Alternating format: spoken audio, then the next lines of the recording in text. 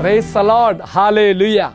Book of Psalms, chapter 45, verse 8. You love justice and hate wickedness. Therefore, God, your God, has anointed you with the oil of gladness. We are the reflection of St. Ambrose. The rule of justice is plain. A good person ought never to swear from the truths, neither ought the just person inflict an unjust loss on anyone, nor act in any deceitful and dishonest way.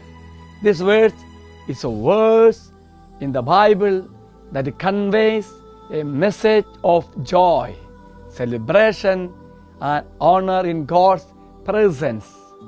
It can be interpreted to mean that life with God is not just about duty or struggle, but also about joy and celebration.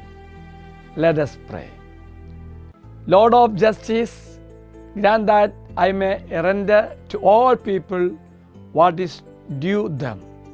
Let me thus have a share in your infinite justice. The Lord be with you. May Almighty God bless you, Father, Son, and the Holy Spirit. Have a great day to everybody. Praise the Lord.